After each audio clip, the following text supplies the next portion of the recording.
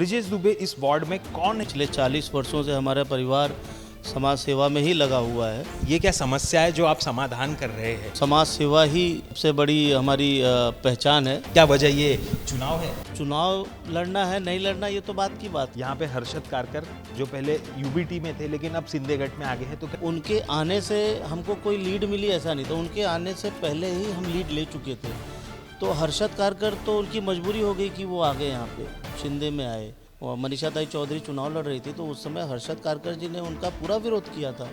वो और उनकी मिसेज इन दोनों जन ने सबसे आगे आप दिखाई दे रहे थे, धक्का मुक्की हो रही थी। हर्षद कारकर के साथ किसी भी सूरत में हम चुनाव नहीं लड़ेंगे। प्रमुख समस्या क्या है? शिवसेना के लोगों का कब्जा रहा इस वार्ड पे। रेलवे कॉलोनी के लिए बहुत सारे धरने हुए कि जब तक इनको घर के बदले घर न दे तब तक इनका शिफ्टिंग न किया जाए। कि आप अपक्ष लड़ जाएंगे। हर कार्यकर्ता की तरह मेरी भी इच्छा है चुनाव लड़ने की, लेकिन मुंबई में बीएमसी चुनाव की उल्टी गिनती शुरू हो चुकी है। खैर ऐसे में हर जगह जगह पर राजनीति गर्म हो गई है। ऐसे में हमारे साथ मौजूद है वार्ड क्रमांक 6 के यहाँ के नेता। लोगों के समस्याओं में अक्सर दिखते हैं, लोगों की समस्याओं का समाधान करते दिखते हैं। सबसे पहले यही क्वेश्चन है कि ये क्या समस्या है जो आप समाधान कर रहे हैं? खैर आप दिखते तो कई सालों से, लेकिन क्या वजह ये चुनाव है? नहीं देखिए, सबसे पहले तो विवांशु जी मैं आपको बता दूं कि समाज सेवा ही सबसे बड़ी हमारी पहचान है और हम लोग समाज सेवा करते आ रहे हैं। पिछले 40 वर्षों से हमारा परिवार समाज सेवा में ही लगा हुआ है। तो किसी की प्रॉब्लम का, समस्या का समाधान निकालना ये हमारा काम है और इसके लिए चुनाव लड़ना है नहीं लड़ना ये तो बात की बात है। लोगों का प्रॉब्लम का सॉल्यूशन निकालना ये सबसे पहली हमारी प्राथमिकता रहती है। हमें पता चला है भावी उम्मीदवार हो आप, ठीक है, क्या ये चुनाव आप लड़ना चाहते हैं? देखिए, भारतीय जनता पार्टी के हर एक कार्यकर्ता को चुनाव लड़ने की इच्छा होनी चाहिए और मैं भी भारतीय जनता पार्टी का एक अच्छा और सच्चा कार्यकर्ता हूं, तो बिल्कुल हर कार्यकर्ता की तरह मेरी भी इच्छा है चुनाव लड़ने की, लेकिन अगर पार्टी मौका देती है तो। खैर पार्टी मौका देती यही सबसे बड़ा सवाल है, क्योंकि ये सीट है सिंधेगढ़ का। यहाँ पे हर्षद कारकर जो पहले यूबीटी में थे लेकिन अब सिंधेगढ़ में आगे हैं, तो कहीं ना कहीं समीकरण पूरी तरीके से बदल गया है। खैर नाम सबसे आगे आप ही का था इस क्षेत्र में, लेकिन अब सिंधेगढ़ की ये सीट हो गई है। आपकी टिकट कहीं ना कहीं मतलब गुप्त सूत्रों से ये भी मिला है कि बीजेपी इस सीट की मांग कर रही है, ठीक है। ऐसे में अगर आपकी सीट कटती है, अगर आपको टिकट नहीं दिया जाता है, तो ये भी सूचना मिल रही है कि आप अपक्ष लड़ जाएंगे। कितनी सच्चाई है इसमें? देखिए, सबसे पहले तो मैं आपको बता दूं कि जो नाम आपने लिया तथाकथित हर्षद कारकर जी का, तो हर्षद कारकर जी हमारे पार्टी में तब आए जब हमने लोकसभा का चुनाव उनके बगैर जीता, विधानसभा का भी चुनाव हमने उनके बगैर जीता। तो उनके आने से हमको कोई लीड मिली ऐसा नहीं, तो उनके आने से पहले ही हम लीड ले चुके थे। हम विधानसभा का चुनाव 7,500 के ऊपर की लीड से जीते। तो हर्षद कारकर तो उनकी मजबूरी हो गई कि वो आ गए यहाँ पे शिंदे में आए। बाकी जब हम हमारी आमदार मनीषा चौधरी चुनाव लड़ रही थी तो उस समय हर्षद कारकर जी ने उनका पूरा विरोध किया था। वो और उनकी मिसेज इन दोनों जन ने मीडिया पे वायरल हो गया था। इन सभी लोगों ने हमारे कार्यकर्ताओं के साथ लड़ाई लड़ी है। तो हम यूटी में हम भारतीय जनता पार्टी के लिए हमारी आमदार डिमांड कर रही है यहाँ पे कि नहीं, यहाँ पे हमारे कार्यकर्ता चुनाव लड़ेंगे और हर्षद कारकर के साथ किसी भी सूरत में हम चुनाव नहीं लड़ेंगे। आपको बताता हूँ, अब खैर गठबंधन है, हाई कमान का आदेश है आप लोगों का, ठीक है, लेकिन चुनाव के समय लोकसभा विधानसभा यही लोग आपके सामने खड़े थे, ठीक है। सबसे आगे आप दिखाई दे रहे थे, धक्का मुक्की हो रही थी। आपका क्षेत्र है, आपको लोग जानते हैं, शायद ये वजह थी सबसे आगे आप थे, आप वहाँ पे संभाले। ये सब के बीच पार्टी इनके साथ कैसे गठबंधन करेगी? नहीं देखिए, पार्टी आज मुंबई महानगर पालिका में भारतीय जनता पार्टी का महापौर बनाना है। पूरे महाराष्ट्र प्रदेश में एक स्थिर सरकार बनी है, उसके लिए भी पार्टी का गठबंधन बहुत ज़रूरी है। आज की राजनीति जो है वो गठबंधन पे चल रही है। और लेकिन आपने देखा होगा, जहां हमारे मुख्यमंत्री देवेंद्र फडणवीस जी ने भी ये बात कही है कि जहां हमारे कार्यकर्ता और शिंदे जी के जो कार्यकर्ता हैं उनका नहीं बैठता है तो वहाँ पे हम फ्रेंडली चुनाव भी लड़ सकते हैं। मैं एग्जांपल आपको देना चाहूँगा, मुर्जी पटेल जी जो अंधेरी विधानसभा में हुआ, वहाँ पे भारतीय जनता पार्टी के हमारे कार्यकर्ता थे मुर्जी पटेल जी, उन्होंने चुनाव लड़ा। उन्होंने शिंदे जी के सिंबल पे चुनाव लड़ा। शाइना एनसी जी हुई। नवाब मलिक का एक सीट था जहाँ पे नवाब मलिक को टिकट दिया गया, लेकिन वहाँ पे हर पार्टियाँ चुनाव लड़ी, गोवंडी विधानसभा। तो ज़रूरी नहीं है, ठीक है गठबंधन हमने किया है, पर किसी सीट पे जहाँ पे हमारी लीड है, हमारे कार्यकर्ता हैं मजबूत, वो सीट हम उनको नहीं देंगे। वो सीट पे हम खुद ही चाहेंगे कि नहीं हमारे कार्यकर्ता चुनाव लड़े। अच्छा, एक चीज़ बताता हूँ, वार्ड क्रमांक 6 है, कई सालों से आप यहाँ रहे हैं, जनता के बीच दिखे, प्रमुख समस्या क्या है और उसका समाधान, क्योंकि समस्या तो हर कोई गिना लेता है, ठीक है, आपके क्षेत्र में पानी की समस्या है, सड़क की समस्या है, कहीं कहीं शौचालय की समस्या है, इन सारी समस्याएं कहाँ कहाँ है और इनको आप कैसे सॉल्व करेंगे? देखिए, सबसे पहली और सबसे आखिरी समस्या वार्ड नंबर 6 की मैं आपको बताना चाहता हूँ। यहाँ पे पिछले 40 से 45 सालों से जो है शिवसेना के लोगों का कब्जा रहा इस वार्ड पे, और सभी लोगों ने यहाँ का विकास छोड़ के सिर्फ लादीकरण, टॉयलेट, गटर, इसी में पूरे क्षेत्र के लोगों को उलझाए रखा, पूरे क्षेत्र के लोगों को। जब दहिसर विधानसभा की हमारी कार्यसम्राट मनीषा ताई चौधरी जी जब चुन के आती हैं, आमदार बनती हैं, उसके बाद जिस क्षेत्र में हम बैठे हुए हैं, चांडक निश्चय, यहाँ का जो भी प्रॉब्लम्स आ रहा था, जो भी फाइल्स, जो भी कहीं भी अटका हुआ था, मनीषा ताई चौधरी जी के आमदार बनने के बाद विवांशु जी सारी फाइलें क्लियर हुई फटाफट, और 1,500 से 2,000 जो यहाँ पे स्लम में रहने वाले लोग थे उनको अपना खुद का पक्का मकान मिला। 35-35 महले का यहाँ टावर बना। यहाँ पे जब टावर बना तो लोगों के रेंट का इनकम बढ़ गया। पहले दुकानें जो है वो 6-6, 7-7 हज़ार रुपये रेंट में जाती थी। जब इतनी बड़े टावर बने यहाँ पे तो आज 10 बाई 10 की 100 फुट की दुकानें 20-20, 25-25 हज़ार रुपये रेंट पे जा रही हैं, तो लोगों का इनकम भी बढ़ा। तो मेरी जो प्राथमिकता है, जो आपका सवाल है वार्ड नंबर 6 के बारे में, मैं आज यहाँ पे लोगों को, हर झुग्गी झोपड़ी वालों को, हर स्लम में रहने वाले लोगों को उनका अपना पक्का मकान चाहिए।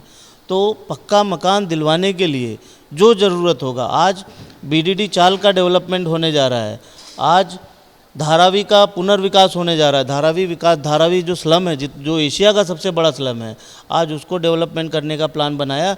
तो हम लोग, हमारी आमदार दिल्ली में हमारी सरकार है, महाराष्ट्र में हमारी सरकार है, मुंबई महानगर पालिका में हमारा नगर सेवक चुन के आने के बाद हम, हमारी कार्य सम्राट आमदार मनीषा ताई चौधरी जी, सांसद हमारे केंद्रीय मंत्री पीयूष गोयल जी, ज़रूरत पड़ेगी तो मुख्यमंत्री जी और यहाँ के ऑफिसर्स, इन सब को बुला के हम बातचीत करके, और अम्बावाड़ी और आसपास के जो क्षेत्र हैं यहाँ का कैसे विकास हो सकेगा, यहाँ पे कैसे डेवलपमेंट हो सकेगा, ज़रूरत पड़ेगी तो अधिकारियों को लेके हम एक्विजिशन का प्लान करेंगे, और अम्बावाड़ी को हम स्लम मुक्त और वार्ड नंबर 6 को हम स्लम मुक्त करने की भरपूर कोशिश करेंगे। आपको आपकी जानकारी के लिए एक बात बता देता हूँ, अम्बावाड़ी तो वार्ड नंबर 6 का एक अहम हिस्सा है, लेकिन मैं जहाँ रहता हूँ वो भी वार्ड नंबर 6 का एक अहम हिस्सा है जहाँ की ज़रूरतें पूरी नहीं हो पाती।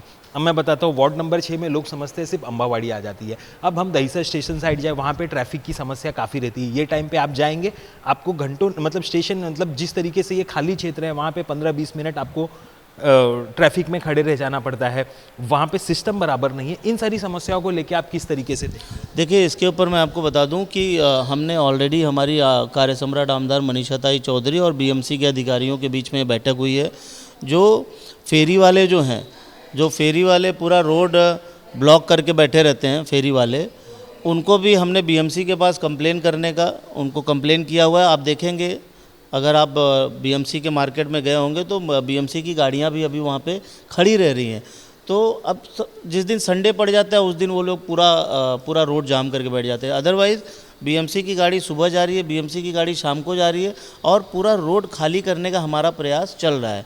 बोरीवली में हम लोगों ने, बोरीवली में हमारे आमदार संजय उपाध्याय जी ने पूरा मार्केट को खाली करवाने का काम किया है। सेम पैटर्न पे हम दहिसर स्टेशन के आसपास का जितना भी है उसको हम खाली करवाने का पूरा प्रयास, हम पूरा रोड जो है फेरी वाला मुक्त करने जा रहे हैं। पूरा रोड, आप भरूचा रोड से लेके आप दहिसर स्टेशन तक जाएंगे तो आपकी गाड़ी एकदम स्मूथ से जाएगी। इसका भी हमारा पूरा प्रयास चालू है और इसको हम जल्द से जल्द इसको कर लेंगे।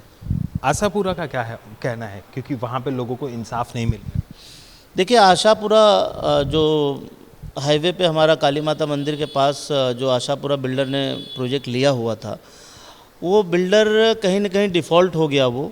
और इसके लिए भी हमारी आमदार मनीषा ताई चौधरी जी बहुत प्रयत्नशील हैं अभी, कि किसी भी तरीके से जो वहाँ पे रहने वाले लोग थे जिनका घर उसमें उस प्रोजेक्ट में गया है और उनको फ्लैट नहीं मिल पाया, जो उनका मकान मिलना चाहिए था वो नहीं मिल पाया है, उसको दिलाने का हमारी कार्य सम्राट आमदार मनीषा ताई चौधरी जी के माध्यम से हम लोग पूरा प्रयास कर रहे हैं।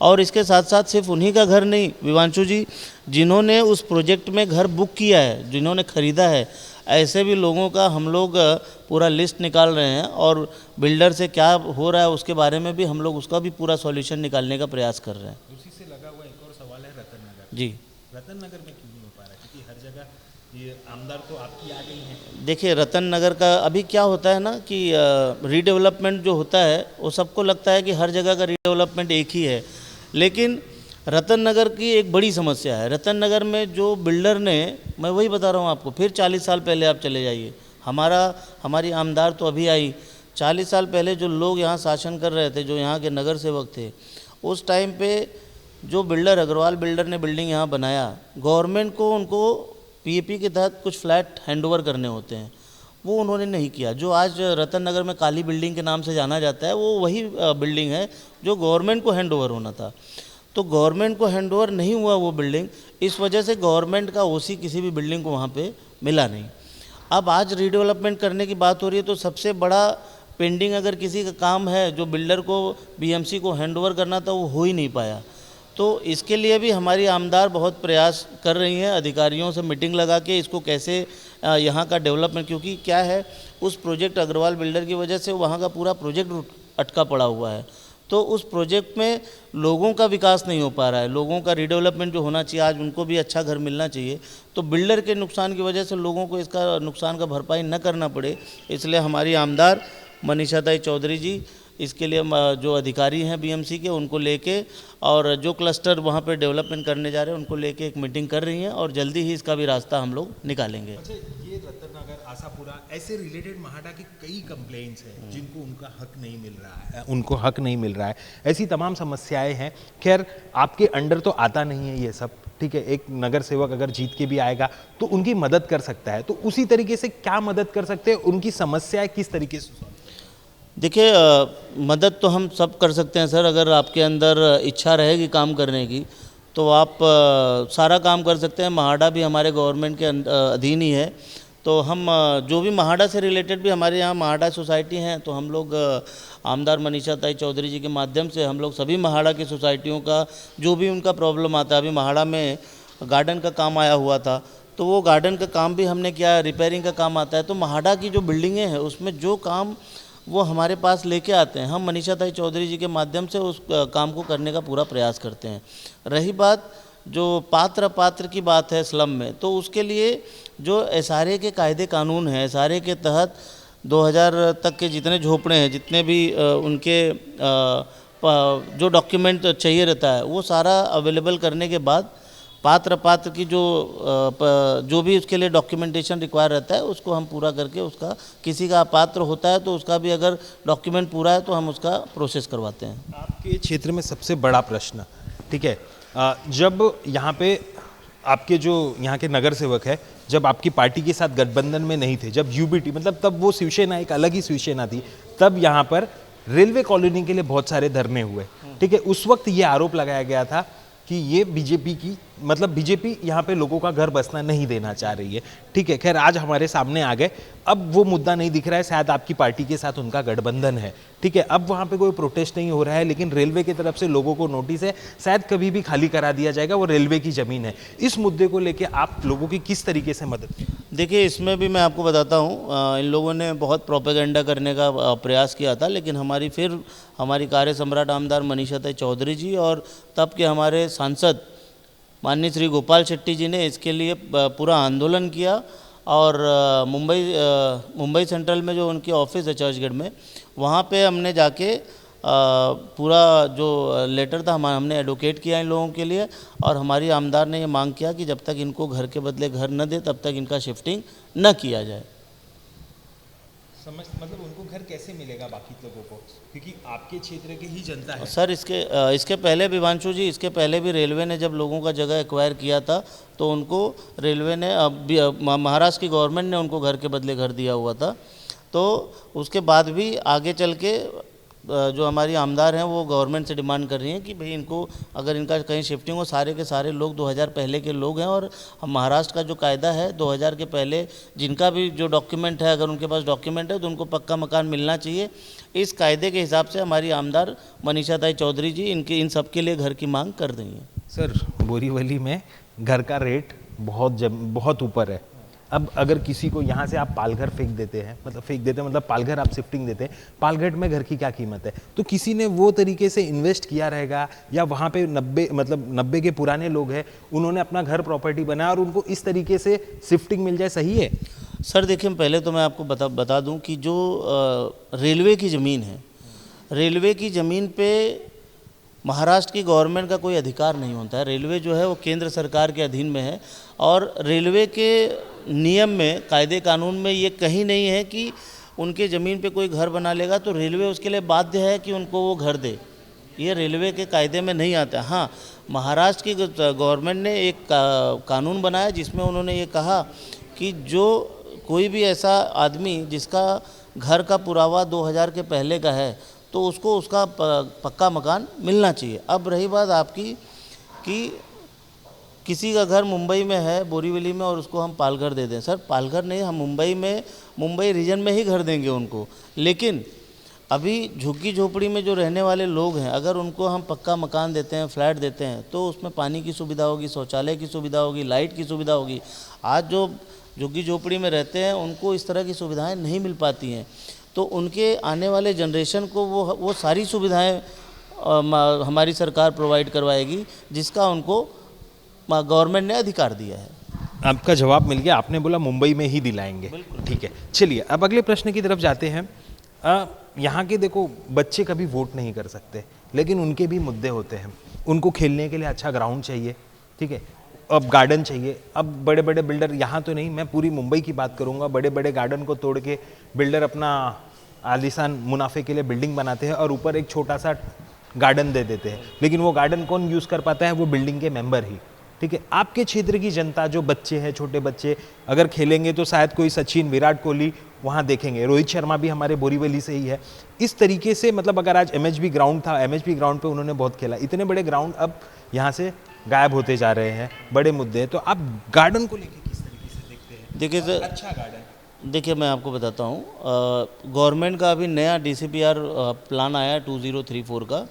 तो 2034 के हिसाब से जितने भी गार्डन रिजर्वेशन के प्लॉट हैं, जैसे अम्बावाड़ी में भी कई सारे गार्डन रिजर्वेशन के प्लॉट हैं, तो इस प्लॉट को आज तो उस पर स्लम बसा हुआ है, लेकिन आने वाले समय में हम उसको यहाँ पे स्लम को रीडेवलप करने का काम करेंगे और जो गार्डन का एरिया है उसको हम फ्री करने का काम करेंगे, जिससे जो गार्डन आज यहाँ पे जितना यहाँ का पॉपुलेशन हो गया उस हिसाब से यहाँ पे गार्डन अवेलेबल नहीं है। एक दो गार्डन है, यहाँ अम्बेडकर गार्डन है, फिर यहाँ पे ओरीपाड़ा में हमारे मीनाताई ठाकरे उद्यान है, तो उसके बगल में भी एक और बिल्डर के पोजीशन में है, लेकिन उसको भी हम जल्दी से जल्दी फ्री कराने की बात कर रहे हैं।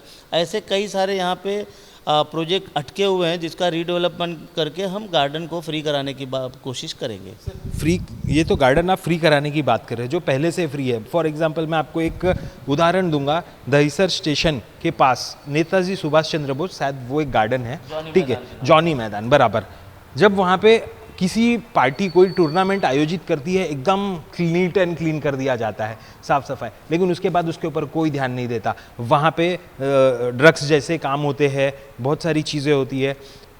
उन सारी चीज़ों को किस तरीके से देखते हैं? क्या वहाँ, ये तो नगर सेवक के ही अंडर आता है, खैर जो भी है वो बात नहीं। अब मैं आपकी बात करूँगा, इन सारी चीज़ों को आप कैसे देखते हो, क्योंकि हर गार्डन जैसे समस्याओं में ये सामने आती है। देखिए मैं आपको एक बात बताता हूँ, जो सिक्योरिटी का मसला है सभी गार्डन का, यही नहीं सिर्फ जॉनी मैदान, जितने भी BMC के गार्डन हैं उनका सिक्योरिटी का मसला बहुत ज़्यादा ही महत्वपूर्ण है और इसके ऊपर भी हम लोग विशेष ध्यान देने वाले हैं।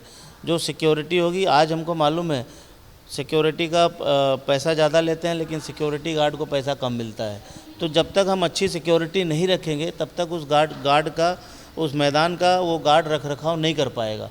तो उसके लिए हम पूरी ताकत लगाएंगे कि जो भी गार्डन है, जो भी बीएमसी के गार्डन है, उस पर जो सुरक्षाकर्मी तैनात होंगे वो अच्छे हों, ताकि उस गार्डन की हम सुरक्षा कर सकें। एक आखिरी सवाल आपका, अब हम हमारे क्षेत्र में नहीं आता, लेकिन हम उसका फ़ायदा ज़रूर उठाएंगे, हर कोई उठाएगा आपके क्षेत्र का। भगवती हॉस्पिटल बन के रेडी है, लगभग कभी भी उद्घाटन हो सकता है। कुछ ऐसा कहा जा सकता है, ऐसा खबर सामने आ रही है कि ये बीएमसी इलेक्शन के आसपास इसकी उद्घाटन किया जाएगा। चलो उद्घाटन कभी भी करें, बहुत अच्छी बात है, लोगों को नायर और केएम जैसे हॉस्पिटल में जाने से छुटकारा मिलेगा, लेकिन इसका क्रेडिट कौन ले रहा है? देखिए सर, जाहिर सी बात है, हमारी कार्य सम्राट आमदार मनीषाताई चौधरी जी जब से चुनाव जीत के आई हैं, ये उनका तीसरा टर्म है और उनके ही कार्यकाल में भगवती हॉस्पिटल का जो आप कह सकते हैं उसको फिर से भगवती हॉस्पिटल की पूरी बिल्डिंग टूट के 400 बेड का इतना बड़ा हॉस्पिटल जो बन रहा है, ये हमारी कार्य सम्राट आमदार मनीषाताई चौधरी जी के प्रयास से ही हुआ है। और रही बात इसका ओपनिंग करने का और इसका क्रेडिट लेने का, तो क्रेडिट का कोई सवाल ही नहीं उठता। आज तो बिल्डिंग खड़ी है, अब जितने जल्दी हो सके उतने जल्दी उसमें बहुत कुछ सुविधाएं आना बाकी हैं, वो मुझे लगता है कि वो आ जाएगा। और जितने जल्दी वो हॉस्पिटल को हम शुरू कर पाएँ और लोगों को उसकी सुविधा मिल पाए, उससे अच्छा काम क्या हो सकता है सर। क्रेडिट और इसका क्रेडिट लेने की तो कोई बात ही नहीं है, लोगों को सुविधा देना है, वो जितने जल्दी से जल्दी हो सके उतने जल्दी से जल्दी हम देने का प्रयास करेंगे। सर, चुनाव है, आपने बोला अगर यहाँ से आपको टिकट नहीं मिला, मतलब अगर सिंधेगढ़ में गया फिर भी यहाँ पे बीजेपी तैयारी ये करेगी कि चुनाव लड़ेगी, लेकिन बीजेपी ही अगर ब्रजेश दुबे को टिकट नहीं देती है और किसी और नेता को दे देती है तो क्या करें? सर देखिए, भारतीय जनता पार्टी के हम कार्यकर्ता हैं और हम सभी का जो सिंबल है वो कमल है। हमारा कैंडिडेट कमल है आज के दिन में, कोई ब्रजेश दुबे नहीं, कोई पूजा दुबे नहीं। आज भारतीय जनता पार्टी का जो हमारा कैंडिडेट है वो कमल का फूल है और हम सभी लोग, मुझे 12 से 14 साल हो गया, हम मनीषाताई चौधरी जी के मार्गदर्शन में हमने काम किया हुआ है और हम पार्टी के सच्चे कार्यकर्ता हैं। पार्टी जिसका नाम तय करेगी उसके साथ हम सारे लोग कंधे से कंधा मिलाकर वार्ड क्रमांक 6 में कमल को जिताने का काम करेंगे और भारतीय जनता पार्टी का मुंबई में महापौर बनाएंगे। चलिए, खैर चुनाव अभी कुछ ही दिन है, उसके दौरान हम आपसे मिलते रहेंगे, बातचीत करते रहेंगे, लेकिन एक चीज़, ब्रजेश दुबे इस वार्ड में कौन है ये जनता को बताइए। सर, ब्रजेश दुबे कौन है ये जनता अच्छी तरीके से जानती है, लेकिन फिर भी आप कहते हैं तो मैं एक लाइन में बताना चाहता हूँ कि ब्रजेश दुबे की पहचान एक कट्टर हिंदुत्व की है, जो सनातन का प्रचार, सनातन धर्म का प्रचार करने के लिए जाना जाता है। अपने वार्ड क्रमांक 6 में ब्रजेश दुबे ने सनातन धर्म के प्रचार प्रसार करने के लिए जितना भी हो सकता है, चाहे जितने प्रोग्राम हो, 24/7 सनातन धर्म का प्रचार करने के लिए ब्रजेश दुबे और उनका पूरा परिवार और भारतीय जनता पार्टी के सभी कार्यकर्ता 24/7 खड़े हैं। तो हमारी पहचान एक कट्टर हिंदुत्व की है और ब्रजेश दुबे कट्टर हिंदू है और मुझे अपने हिंदुत्व होने पे अभिमान है, इसलिए हम सभी लोग कहते हैं गर्व से, हम गर्व से कहते हैं कि हम हिंदू हैं। अब हिंदुत्व पे एक और सवाल आ गया मेरे सामने। आपका जो क्षेत्र है यहाँ पे मुस्लिम बहुमूल्य क्षेत्र है। खैर, हमने उस टाइम पे जब मनीषा चौधरी यहाँ से चुनाव लड़ रही थी, हमने उनसे पूछा था, उन्होंने बीजेपी को सपोर्ट किया था। आज क्या हालात है? और आप अगर कट्टर हिंदुत्व की बात करते हैं तो कट्टर हिंदुत्व वो होता है सभी धर्मों की रक्षा करता है, तो अब उन लोगों के लिए क्या मुद्दे रहेंगे? सर देखिए, हमारे आमदार मनीषाताई चौधरी जी जब से जीत के आई हैं, तब से अम्बावाड़ी में किसी भी तरह का कोई जो है धर्म से रिलेटेड कोई इशू कभी नहीं हुआ। तो मुझे तो ऐसा लगता है कि हमारी आमदार और बीजेपी के शासन में, बीजेपी के राज में मुस्लिम ज़्यादा सुरक्षित है, मुस्लिम समुदाय ज़्यादा सुरक्षित है। हमारे अम्बावाड़ी में आज मनीषाताई चौधरी जी का तीसरा टर्म चल रहा है, लेकिन कभी भी हिंदू और मुस्लिम के बीच में कोई टकराव की बात कभी सामने नहीं आई। तो आप कह सकते हैं कि बिल्कुल हमारे शासन में, बीजेपी के शासन में मुस्लिम समुदाय अपने आप को बहुत सुरक्षित और गौरवान्वित महसूस कर रहा है। तो ये थे हमारे साथ यहाँ पे ब्रजेश दुबे जी, जो इस चुनाव में, मतलब बीएमसी चुनाव जो है उसमें एक भावी उम्मीदवार है।